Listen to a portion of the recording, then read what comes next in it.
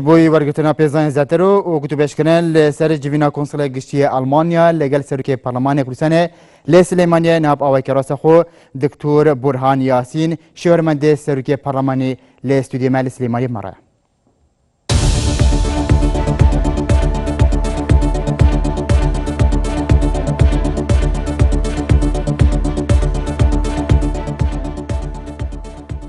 افدامي تباش دكتور ده جيفينا كونسول گشتي المانيا ده قال سروك برلماني بحث چاته کرن بله ابرو قنصلي المانيا السليمانيه لنفسينغا برلماني سردانا سروك برلماني كر و از بيجم گفتگويا كا قالك بسود هبو تقريبا ساعتك بكيشا جمخوا سروك برلماني تاكيد كره سر پێشوەچوونێن هەری دیماهی و بتایبەتیژی ڕێگریکردنا سەرۆکی پەرلەمان لە 12 وێمە هەیە و لە جەم خۆشی بە قونسڵی ئەڵمانیا کۆمەڵک پەیام هەبوون حقیقەتەن گەهاتنە سەرۆکی پەرلەمانی و لوان پەیامە ژینی گەرانیەوان لە وەزعی کوردستانێ و پێشوەچوونێت هەری داویە یەک لوانژی بەگەڕاندنە سەرۆکی پەرلەمانی لە بازگەها بين بيجن سليمانية وهوليرة ورخيكي ديجي أو خو بشاندانو كو جهشتينا آستكي تيدا زبروزنك هاتينا بكاراني. بله دكتور جرينجيا في جيفينة ده چه دابو؟ قالك جرينجا حقيقة رنجا خاصتنك هبيت لجمهندك هيزان كو قنصلو سفيرين ولاتين دي سردانا سليمانية نكن سروكي برلماني بيتا دير خستن و دەستی کۆمەلگەها نێونەتەوەی نەگەهیتە سەرۆکی پەرلەمانی بەڵێ بەرەواژی وێ هەندێ ئەڤرۆ قونسڵی ئەڵمانیا گەهشتە سلێمانیە و سەردانە سەرۆکی پەرلەمانی کرد بخۆ گەهشتنە قونسڵی ئەڵمانیا بۆ سلێمانی و سەرداناوی بۆ سەرۆکی پەرلەمانی و ناساندنە سەرۆکی پەرلەمانی وەکی سەرۆکێکی شەرعی و تعبیر دکە لە هەڵبژاردنەکە دیموکراتی لە باشووری کوردستانێ و لا يزال سەرۆکی پەرلەمانیە ئەوە مەسەلەکە گەلک گرنگ و دگەل هەندێژی هەندێک پەیامێندی هەبوون یا گرنگیدانە ئەڵمانیا بە چارەسەرکردنەوان کێشان حتا گەهشتە دەرەجەکێک و بەحسی هەندێ بکە و ئەڵمانیا ئامادەیە نافبژیوانیە بکە بینە هێزێن کوردستانیدا بۆ چارەسەرکردنا ئەو کێشێن و نۆکە هەنا ئەوەژی حقیقەتەن تشتێکی گەلک مهمە چونکە ئەم زانین پشتی جەنگا دووەمە جیهانی ئەڵمانیا گەلک تەحەفوز کردە خۆ بچتە ناو کێشێت دەروەی خۆ بەسنۆکە ئەڵمانیا هەم پشتگیریە پێشمەرگەیت کرد لە شەڕێ داعشدا و هەم لە ڕووی سیاسی ژیوە گەلک خۆ تێکەلی ئەمۆریان سیاسی کردە لە باشووری کوردستانێ ئەوە پێشوەچوونە گرنگە بۆ باشووری کوردستانی و بۆ تەجروبامە و بۆ ئەزمونە کوردستان. بله دكتور كواتا مجارك في جيفيني او بوكو المانيا نافبجوانيت بين غورانو بارتي بك آیا اف مجاره ده جيفيني دا بگرنگي بحث هاته کرن؟ بله تشتهات بحث کرن بله مرجكي هي ببوتشونا ألمانيا لازم همي طرف اتفاق بكن سر هندك وألمانيا رولكي وسا ببينا وأوجه يك المرجع سركتنا ناو بجيوانية ناهي تكرن هكر همي طرف متفقنا بنسر جرينجيا ناو بجيوانية وأمانجك بو ناو بجيوانية بيت داين وناو بجيواني مقصداوي حسكم تا جنابة الراس بكم نل بين غورانو بارتيه بس بلكي بين همي هزين سياسي لكردستان بوغهشتن بشوازكي چارەسەریە بۆ قەیرانێن کوردستانێ و لە هەمی کێشاژی گرنگتر مەسەلا پەرلەمانی و شەرعیەتە پەرلەمانی و پەرلەمان جارێکی دی ڕۆلی خۆ ببینیت وەکی بەرێ. بله دکتور اول دمکی ده مکتب سیاسی پارت دموکرات کردستان ایرو برنامه در کرد و تیدا رد کرد که ناف بجوانیا درکی و نافخوی قبول بکن و لجم و پساتنینه آیا خواندن تا بوده که چه؟ طبعا حسك مويش بيجم كو ألمانيا تنها دولتنا كو يعني رغبتها خو عرض كربيت بو لاينت باشوري كردستاني كون او بجيواني بكن بلكي هندك دولتين ديجي هبن حزب كان وي رولي ببينن اوجي جارك هذه كجرينجيا باشوري كردستاني دردخي بتايبتيجي لمساله شر داعش دا قنسڵی جارەکانی تاکید کرد و حقیقەتەن کورد تاکە یاریکەرەکن تاکە طرفەکن و شیان لەسەر پێت خۆ بوەستن دە شەڕێ داعشدا و ئەو شەڕێ داعش بەشەکە لە شەڕێ کۆمەلگا نێونەتەوەیی بەرامبەر داعش و گرنگیە شەڕەی بۆ ئەڵمانیا تشتێکی گەلک مهمە و دگەل هەندێژی حقەتەن دوو تشت هاتنە بەحسکردن و کوردستانێ و ئەڵمانیا پێکوەگرێتدا یەک شەڕێ داعشە ئەوەی دیژی چۆنە خەلکیە بژمارەك زۆر بۆ ئەوروپا و بە تایبەتی بۆ ئەڵمانیا بەرقەراربوونە ئاشتیە و هێمناییە لە کوردستانێ دەبیتە هۆکارە هەندێک و ئەم شیابین ڕێگریە لە چۆنە خەڵکێکی زۆر بکەین بۆ ئەوروپا ئەوەژی مەسەلەک بووک و هاتە بەحسکردن. بەڵێ دکتۆر دۆژی کۆنسڵی گشتی ئەڵمانیا لەگەل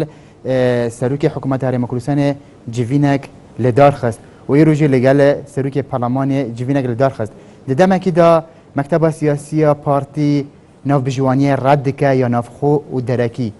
Aya rast e mekteba siyasiya partî navbijwaniyê red dike? Na kerem beyanەوە بجددی بوردی بخینین وەسانینە ئەو دەبێژی مە داوا ناوبژیوانی نەکردە یعنی ئەو دخوازی بێژی و ئەم لە پێگە هێزین و ما پێدوینینەک و داوا ناوبژیوانێ بکەین ئەوێ لە پێگە بێهێز ئەو دکارن داوا ناوبژیوانێ بکەن وەساژینینە ئەڵمانیاژی حقیقەتەن بەحسی هەندێ نەکردە و ئەو تەرەفێن بێهێز داوا بکەن یا بەهێز داوا بکەنە ئەو تاکیداوان وەسا بوو بشکلێکی گشتی کو هەمی تەرەفێن سیاسی لە کوردستانê متفق بن لە کۆدەنگێک هەبیتن لەسەر هەندێک و ضرورەتێک هەیە بە تێکەلبوونە ئەڵمانیا ناوبژیوانیا ئەڵمانیا دێ قەیرانên کوردستانێدا ئەو بگەرمی پێشوازیە لە وێ داوای دەکەن و ئەوێ هەنگاوە بهاوێژن بۆ بەرەف تێکەلبوونە ئەڵمانیا بشکلێکی پۆزیتیڤ چارەسەرکردنەوەوان کێشاندا یعنی پارتی ئەوە ڕەت نەکردە بەس ئەوەی ڕەت کردە کە پارتی داوا ناوبژیوانێ نەکردە ئەوەژی وەسا دخوازیت خۆیا بکات و پارتی لە پێگەیەکی بەهێزە لەبەر هەندێ پێدوینینەک و داوا ناوبژیوانی بکە. بەڵێ دکتۆر وها بریارە سەرۆکی پەرلەمانی سەردانە یەکەتی ئەوروپا بکە ئایا ئەف سەردانە دێکەنگی دەست پێکەتن و ئارمانجا vê سەردانێ چییە؟ بگورە پرسیارەتە نەگەهشتە من. بەڵێ وها بریارە سەرۆکی پەرلەمانی کوردستانی سەردانە یەکەتی ئەوروپا بکە ئایا ئەف سەردانە دێکەنگی دەست پێکات و ئارمانجا vê سەردانێ چییە؟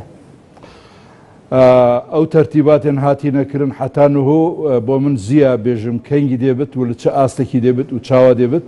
هەندێک گروپێن هەین لە ناو پەرلەمانە ئەوروپیدا یەکەتی ئەوروپا گەلک حەول دەدەن و ئەف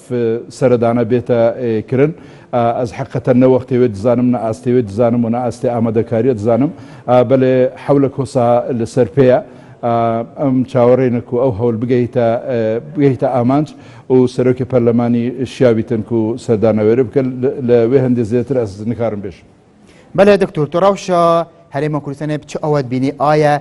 careke din serokê Parlemanî dikarítin çi te hewlêrê civîna biketin û karê xwe ya rojane biket wekû Konsola Giştî Almanya amaja pêkir got ez hîvî dixwazim civîna dihatî lê hewlêrê bête encamdan aya hîviyek heye ku rewş asayî bîtin û careke din serokê Parlemanî çi te hewlêrê û civînên xwe û karê xwe ya rojane pir vebet ئەس باوەڕ ناکەم وەسا بە ساناهی بێت و ئەف تشتێ ئەس بێژمەکی لە کۆلەرێک ینی دبێژم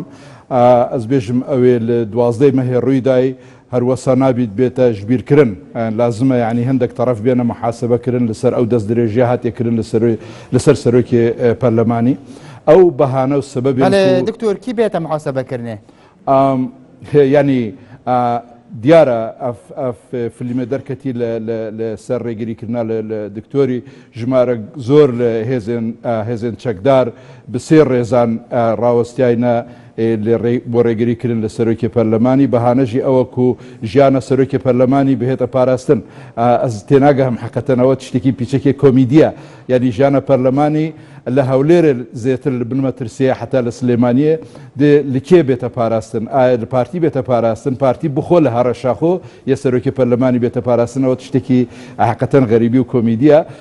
ئەس باوەڕ دەکەم زڤڕینە سەرۆکی پەرلەمانی بۆ پەرلەمانێکی کو دەستدرێژی لەسەر هاتیەکردن کارێکی ساناهی نابیتن واکرد بە ساناهی بێتەکردن ئەس بێژم لەسەر پەرلەمانی بخۆشی گران دەکەویت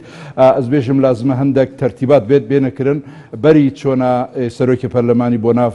ترتیباتا چنە دکتۆر بەڵێ ئەو ترتیباتا چنە بەلکی یەکلوانژی داوا بردنە بیتن ینی پارتی بشکلێکی ئاشکرا داوا بردنێ بکات لە وێ تشتێک و ئەنجامدای ئەوە دیژی حقیقەتەن هەندێک مەسەلە هەنە و لازمە بێنە بەحثکردن بەری چۆنە سەرۆکی پەرلەمانی یەکلوانژی مەسەلا سەرۆکایەتی بە یاسا بێتە چارەسەرکردن و هەندێک مەسەلێندیژی هەنە کە گرنگن ئەس بێژم ئەوە بڕێکە سەرۆکی پەرلەمانی گەهشتە میدیایە سێ شتێنوی هەنەک و بەحثکردنەوەکی مەرج کو بێنە جێبجێکردن بەری کو ئەو بچێت ناف پەرلەمانیدا یعنی چۆنە سەرۆکی پەرلەمانی بۆ ناف پەرلەمانی مەسەلەک وەستە ساناهینینە لازمە هەندێک تەرتیبات بێنەکردن بەری ئەو بچێت پەرلەمانیدا. بله دکتۆر هەوڵ هەنە هەوڵێن نافخۆیی هەوڵێن ئالیەن سیاسی هەیە و ڕەوشێ ئاسایی بکەن دە هەمان دەمدا هەوڵێن دەرەکی هەنە مینا و نها کۆنسۆڵی گشتی ئەڵمانیا سەردانە هەرێما کوردستانی کردیا و سەردانە سەرۆکی پەرلەمانی کردیا بریارە کۆنسۆڵێن دن سەردانە هەرێما کوردستانی بکەن و جڤینە گەل ئالیا بکەن بۆ ئاساییکردنە ڕەوشێ رغبتك يا هاي دولتين ديجي حقا رغبتي هاي كو سردانا سروكي برلماني بكن سردانا جهين ديجي بكن وكي من قوتي اف سردانا او محاولين سياسي ودبلوماسي بشكل الجهد وان خباتا وان دولتا دجي داعش يعني يقريزي كرنا كردستاني لشر دجي داعش او مسلكة اساسية وعكس ويجي اكر اف قيرانا بردوان بن ترسك يا هيكو اف يقريزياتيك بتشيد وبرتوازيت شي بيت اوجي لزررة هم كردستاني وهم لهاو بيمانية دجي داعشة از بيجم هر طرفك سروكي برلماني بيت يا حكومتي بيت يا هر طرفك ديك بيت لازم بخير هاتنا وان تكاليا وان جرينجي دانا بكت الأستي قنصليا بيت سفيرة بيت وزيرة بيت هر تشريكي بيت بلا بيتن وبتايبتي جي دولة اكوكي ألمانيا كدولة جمارية كديكتي أوروبا دا وخاواني هري تأثيرة وخاواني هري كاريغريا دا سياستانيا ونتوائي دا أزبيجم أف سردانا بخود خودا بو كردا وبو أزمونا كردا وبو باشوري كردستاني وبو خباتا بو چارة سركرنا وان آريشن نهو بو همي وان تشتا گرنگ. بله دکتۆر هەوڵا کابوو لە ڕێگا پەیڕەوێ نافخۆ بەوەریژێ سەرۆکی پەرلەمانی بهێتە وەرگرتن ئایا ئەف هەوڵا تا چەند سەرگرتیە و تا چەند سەرگریت ئەس بێژمەوە هەوڵە سەرکەفتی نینن و سەرکەفتی نابن و لازمە دەست بۆ نەئێتە برن حەقیقەتەن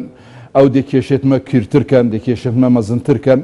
و دێ ڤقەتیان و بە برانێت بینە هێزن سیاسیدا کوورترکەن و مەترسیدارە حەقیقەتەن هیویدارم هەر کەسێکی نەسیحەتەکە باش هەیە بگەهینی تا بتایبەتیژی پارتی دموکراتی کوردستان دەستی خۆ نەبەت بۆ مەسەلەکە وەسە یعنی ڕێخستنە کۆمبوونێکی دوێرێدا 56 کەس ئامادە بن 56 ئەندام پەرلەمان نسابێ قانونی و دەست ببن بۆ بەکەشانە متمانێ لە سەرۆکی پەرلەمانی ئەوە دێ باشووری کوردستانی حەقیقەتەن بەرەو هەڵدێرێکی گەلک بەترسیدارتر ببێت لەوەی کە تێدایەنۆکە. بله دکتۆر تو وەکو شێوەرمەندێ سەرۆکی پەرلەمانی چێ ڕێکە چارەیەکە سیاسی یاسایی هەیە بۆ چارەسەرکردنا vê rewşê bû vegerandina wezîrên goran bû vegerandina serokê pêrlemanî bû serkarê xwe tu wekû şêwermendek çê rêkareka siyasî û yasayî heye bû asayîkirina rewşê جارێ بەری هەر شتێکی حەقیقەتەن چارەسەرکردنە وان کێشە بەکارینانە هێزێ نابیتن بە دیالۆگ دەبی دیالۆگژی حقیقەتەن هەمی طرف لازمە ئامادە بن بۆ ئەنجامدانا وێ دیالۆگێ و ئەمان ژیل دیالۆگی ئەوە و ڕۆژێکی زیاتر ئەم کوردستانی ڕزگارکەین لوان قەیرانە قەیرانێن سیاسی و قەیرانێن ئاسایشی و قەیرانێن ئابووری ئەس دەبینم و هەمی طرفێن سیاسی پێکوە لازمە حولێکی بدەن بۆ ئیتیفاقکردن لەسەر هەندێک نقاطێت ئەساسی یان خالێت ئەساسی بۆ گفتوگۆکردن بۆ ئەوەی لێ قەیرانێ دەرکەون ئەس بێژم بەگەڕان بۆ 11 مەهێ یعنی ڕۆژێک بەری بەگەڕاندنە سەرۆکی پەرلەمانی لە بازگا پردێ کارێکی وەسە ساناهی نابیتن و ئەس بێژم ئەم ئاکەر حەول بدەین لە خەلەتا ببورین و خەلەتا نەبینین و جارەکە دیژی حەول بدەین ئەف خەلەت بێنە بژین مەسحکردن لە زاکرا خەڵکی کوردستانێ ئەوە چارەسەرێکی موعقەت دەبیت و چارەسەرێکی وەسە نابیت و سەقامگیر بیت لەسەر پێ خۆ بوەستیت هەمی تەرەف لازمە حاضر بن بۆ دیالۆگێکی و دیالۆگژی لازمە حقەتەن هەدەف تێدا ئەو بیتن چارەسەریە وان کێشە ئەس بێژم کێشە سەرەکیژی خەڵک بەحەز بکەتیاننا مەسەلە سەرۆکایەتیە هەرێمەیە و باشترین چارەسەر ئەوە کو بڕێکە یاسایی ئەف مەسەلە بێتە چارەسەرکردن ئەس بێژم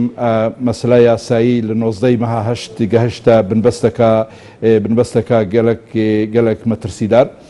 و دەرەوەی بێژین پرۆسا یاساییژی نەحکوم بوون هات نەکردن